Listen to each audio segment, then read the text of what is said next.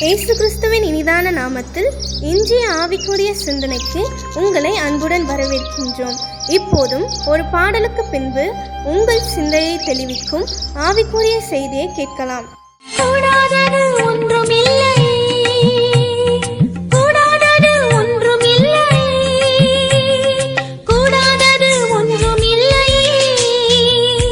கூடாதது ஒன்றுமில்லை, நம் தேவனால் கூடாதது, கூடாதது ஒன்றுமில்லை, நம் தேவனால் கூடாதது, கூடாதது ஒன்றுமில்லை.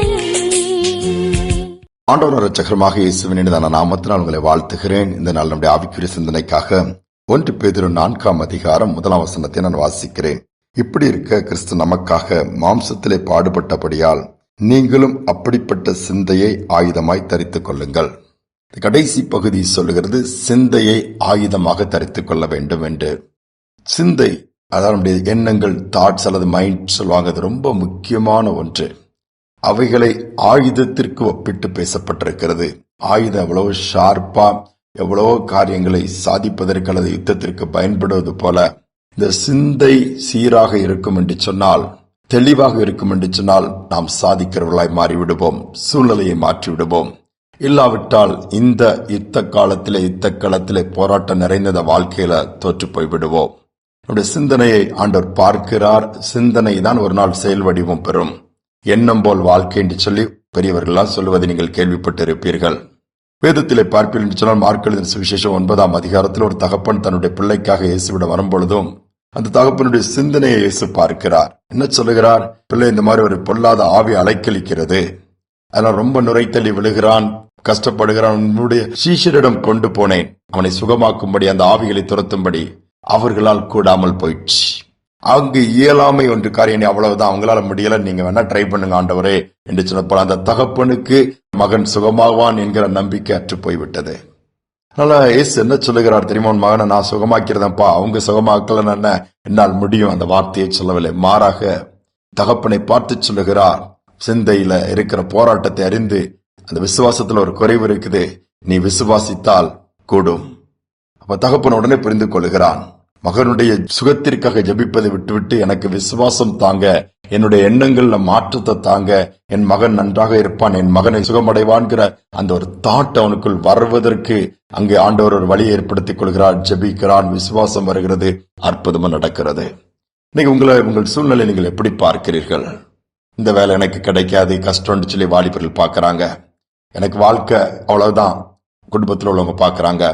வயதானவங்க இனி எனக்கு என்ன இருக்குது, கடைசி கால கஷ்டம் தான், வயது 30 கடினமான பாதை தான், அது எனக்கு என்ன ஆகுதோ, படுக்கல படுத்துறோன்னு ஒரு பயம் அவங்களை அறியாமலே பிடித்து விடுகிறது. சூழ்நிலை பார்க்கும் பொழுது அப்படி ஆகிவிடுது. என்றால் எண்ணங்கள் அப்படியே ஓடிக்கொண்டே இருக்கிறது.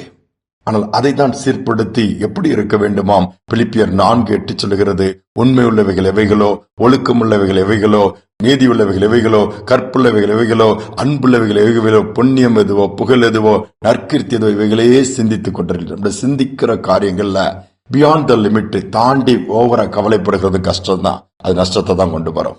அதை சரி பண்ணி கொண்டே இருப்போம் என்று சொன்னால் எல்லாமே சீராக இருக்கும். விஞ்ஞானிகள் கூடி ஆய்வு செய்தத பத்திரிகையில் நான் படித்திருக்கிறேன்.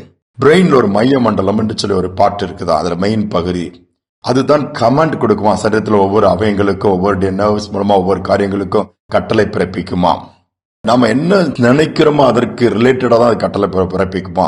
40 years ஆயிடுச்சு, மருத்துவம் சொல்லும், மருத்துவ உலகம் சொல்லும், அட்வர்டைஸ்மெண்ட் சொல்லும், டிவியில பார்த்துட்டு இனி இந்த டெஸ்ட் இப்படிதான் இருக்கும், அப்படிதான் இருக்கணும், நம்முடைய மைண்ட் சொல்லும் 40 years ஆயிடுச்சு, இனி நம்ம இப்படிதான் இருப்போம். அப்படி ஒரு நிலைமை இந்த எண்ணம் வரும்பொழுது அந்த அவயங்களுக்கும் அது கட்டளை கொடுக்குமா. 40 வருஷம் ஆயிடுச்சுப்பா, இனி இப்படிதான், இனி பலவீனம் ஆயிரும், இது இப்படி ஆயிரும், அப்படி ஆயிரும். அந்த தாட்ஸ் வரும்போது அவங்கள் அப்படியே டல்லா மாறிடுமா.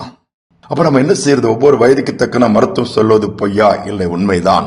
ஆனால் இவைகளை மேற்கொள்ள வேண்டும் என்று சொன்னால் சிந்தையை நமக்கு ஆயுதமாய் மாற்றிக்கொண்டு வேதத்தின் அடிப்படையில வேதம் என்ன சொல்லுகிறது? காலேபிட் தேவன் 85 வயதிலும் அவர் சொல்லுகிறார், 40 வயதுல இருந்த பலன் எனக்கு இருக்குங்கிறாரு. மோசே 120 வயது, கண் பார்வை குறையலையா, சரீரத்தின் பலன் குன்றி போகலையா. இந்த சிந்தனை நாம் உள்வாங்கும் என்று சொன்னால் நிச்சயமாகவே பலனுள்ளவர்களாய் மாறிடுவோம்.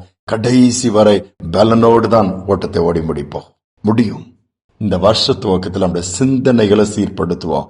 நெகட்டிவா திங்க் பண்றதெல்லாம் விட்டுருவோம். இது உட்படாது, இது பார்க்கிற பார்வையில நெகட்டிவ் இருக்கும் நமக்கு, அதெல்லாம் கஷ்டங்க.